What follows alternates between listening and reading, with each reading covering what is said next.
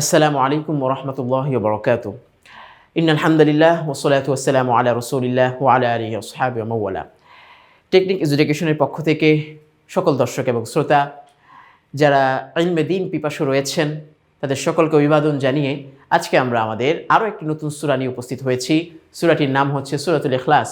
চমৎকার একটি সূরা এবং অনেকের পছন্দনীয় একটি সূরা, খালি পড়তেই মন চায় না এই সূরাটা। আর যে সূরাটার মধ্যে আল্লাহ তাআলা তার বরত্বকে তুলে ধরেছেন। হ্যাঁ, তো যেই সূরাটাকে বলা হয় কোরআনের এমন একটি সূরা যেটা 3বার তেলাওয়াত করলে পুরো কোরআন তেলাওয়াতের যে সওয়াবটা আল্লাহ তাআলা ওই ব্যক্তির আমলনামায় সে পুরো কোরআন তেলাওয়াতের সওয়াব দিয়ে দিবেন। সুবহানাল্লাহ। তো যাই হোক, আমরা সূরাতুল ইখলাস নিয়ে আলোচনা করব। প্রথমত তেলাওয়াত, এরপরে আমরা অনুবাদের দিকে চলে যাব। তো আমরা এখানে দেখতে পাচ্ছি সূরাতুল ইখলাস লেখা রয়েছে, আর এখানে কিন্তু ডানে কিউআর কোড থেকে আপনি আমাকে পেয়েছেন। তো এই কিউআর কোড দ্বারা স্ক্যান করলেই কিন্তু আমাদের এই আলোচনাগুলো চলে আসে পরবর্তী যে কোনো আলোচনায়। তো মক্কায় অবতীর্ণ, যেহেতু সেটা মাক্কি সূরা বলি আমরা, রাসূলুল্লাহ সাল্লাল্লাহু আলাইহি ওয়াসাল্লাম মক্কায় থাকাকালীন অবস্থায় তার উপরে সূরাটা নাজিল হয়। আয়াত সংখ্যা কত? মাত্র 4টি। রুকু সংখ্যা কত? 1টি। তো বিসমিল্লাহির রহমানির রহিম। কুল হুয়াল্লাহু আহাদ। তো কুল হুয়াল্লাহু আহাদুন, একদিকে তো এখানে আল্লাহ তাআলা বলছেনই, হে নবী আপনি বলুন হুয়াল্লাহ, তিনি একক, তিনি আল্লাহ, তিনি আবার একক। তো হুয়াল্লাহ এখানে একটা মানে কমন ভুল আমি বলতে পারি। কমন ভুল হচ্ছে কি, আমাদের অনেকেই উচ্চারণ করতে গিয়ে ওই শুনে শুনে মুখস্থ করার কারণে হাটাকে ফা বলে ফেলে, কুল ফু আল্লাহ এইভাবে বলে। তো এখানে স্পষ্টভাবে বলতে হবে কুল হু আল্লাহ, এখানে হা হু আল্লাহ। আবার আরেকটা বিষয় কি, এখানে ওয়াটাকে অনেকে হামজার মতো করে উচ্চারণ করে, কুল হু আল্লাহ, এইভাবেও না। কুল হু আল্লাহু, ওয়া জবর ওয়া, ওয়াও জবর ওয়া। কুল হু আল্লাহু আহাদ, আহাদ শেষে কলকলা। আল্লাহুস সামাদ, আল্লাহুস সামাদ, সদ সিনের মতো যেন না হয়। আল্লাহ, এই যে এখানে আমি কি করলাম? মোটা করলাম, কারণ আমরা জানি আল্লাহ শব্দের ডানের হরফে যদি হরকতটা জবর হয় অথবা পেশ হয় তখন কিন্তু আল্লাহ শব্দের লামটা মোটা হয়, সেজন্য কিন্তু আমরা মোটা করলাম। আল্লাহুস সামাদ। এরপরে কি? লাম ইয়ালিদ। এই যে মিম সাকিন, একটু যদি আমরা মেমোরাইজ করি, যে মনে করি যে মিম সাকিনের পরে ইয়া থাকলে কি হয়? মিম সাকিনের ইজহার হয়, এখানে কোনো ধরনের গুন্না হবে না। লাম ইয়ালিদ ওয়া লাম ইউলাদ। এই যে ইউলাদ, এখানেও কিন্তু অনেকে টান দিতে ভুল করে। তো ইউ পেশের বাম পাশে জজমালা ওয়াও থাকার কারণে এক আলিফ টান হচ্ছে। ওয়া লাম ইউলাদ ওয়া লাম ইয়াকুল লাহু কুফুয়ান আহাদ, কুফুয়ান আহাদ। ওয়ালাম ইয়াকুল্লাহ, এখানে খেয়াল করি নুন সাকিন পরে কিন্তু আবার লাম। তো স্বাভাবিক নিয়মে যদি আমরা বলি, যারা তাজবিদের নিয়মটা মনে রাখতে পারেনি, তো তারা আমরা কিভাবে বলি তাদেরকে সহজ ভাষায়, জজমের পরে যদি তাজদিদ আসে, তো তাজদিদটা তো আসলে শক্তিশালী, এই জন্য জজমের হরফটা আর হবে না, হবে কোনটা? তাজদিদটা। কিন্তু এটা আসলে মূলত কি ঈদগামের নিয়মে। তো ঈদগাম হচ্ছে এই যে নুন সাকিনের পরে লাম, এই লামটা ঈদগামে বেলা গুন্না, মানে কি যেই ঈদগামের মধ্যে কোনো গুন্না নেই এমন একটি ঈদগামের আপনার হরফ। তো সেই জন্য প্রথম ঈদগাম অথচ মিলিয়ে পড়া। তো আমরা নুন সাকিনের পরে লাম ঈদগামের হরফ আসার কারণে লামে তাজদিদ দিয়ে গুন্না ছাড়া মিলিয়ে পড়ব। ওয়ালাম ইয়াকুল লাহু, উল্টা পেশ, লাহু কুফুয়ান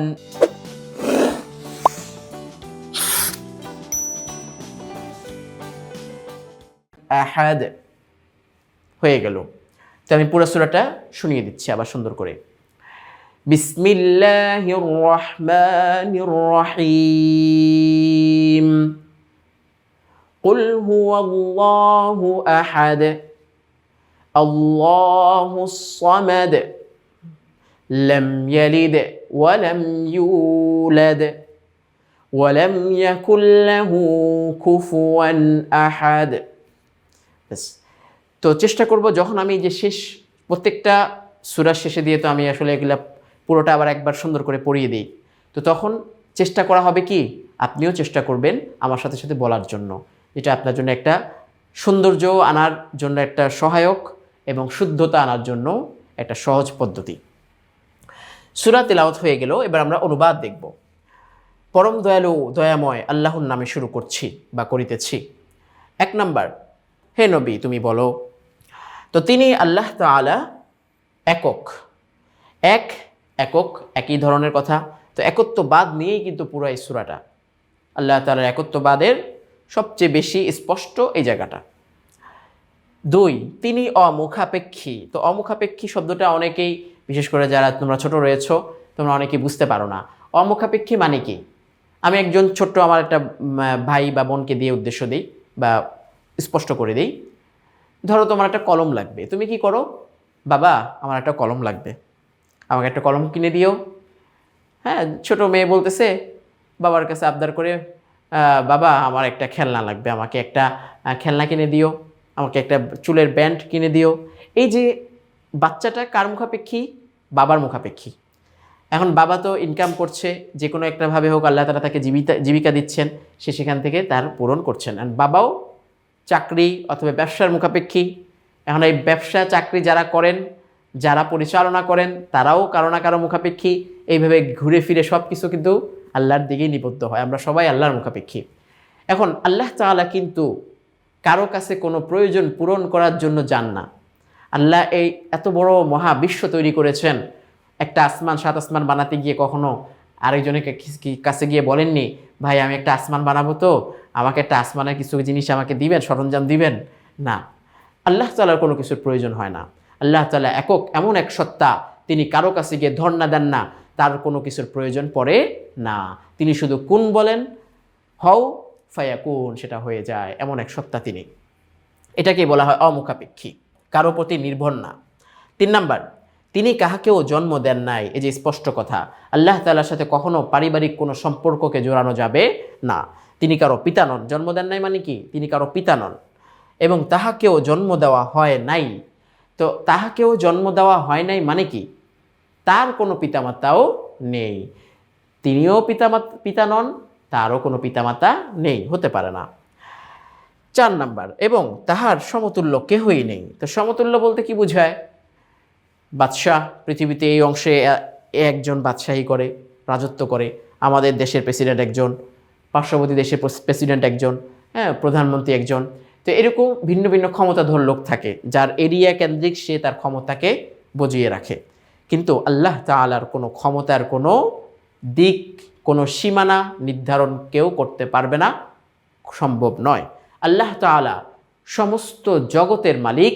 যেই জগৎ আমরা দেখতে পাই সেটারও, যেই জগৎ আমরা দেখতে পাই না, আমরা যার সম্পর্কে জানি না সেটারও, সব কিছুর মালিক বা সব কিছুর মানে সব কিছুর ক্ষমতা তার। এই জন্য তার মতো আর কেউ নেই, তিনি একাই একক। আচ্ছা, এই গেল আমাদের সূরাতুল ইখলাসের অর্থ। তো সূরা ইখলাস তো একটা সুন্দর চমৎকার একটি সূরা এবং সবার জন্য সহজলভ্য, সুন্দরভাবে শেখার মতো একটি সূরা এবং মজাদার সূরা। এই সূরাটা ছোট ছোট বাচ্চারা যখন বলে খুব আনন্দ লাগে। তো সেই জন্য আমরা এটাকে শুদ্ধ করে সুন্দর করে শিখবো, শিখে একজন শিখবো, অপরকে শেখাবো, এইভাবে ইনশাআল্লাহ চলমান থাকবে। তো এই পর্যন্ত আজকে আমাদের আলোচনা। পরবর্তী সূরা নিয়ে ইনশাআল্লাহ আবার উপস্থিত হব। সেই পর্যন্ত সকলের জন্য দোয়া রইল। আল্লাহ তাআলা সকলকে একত্ববাদ তাওহীদের উপরে থাকার তৌফিক দান করুক, আমিন। আসসালামু আলাইকুম ওয়া রাহমাতুল্লাহি ওয়া বারাকাতুহু।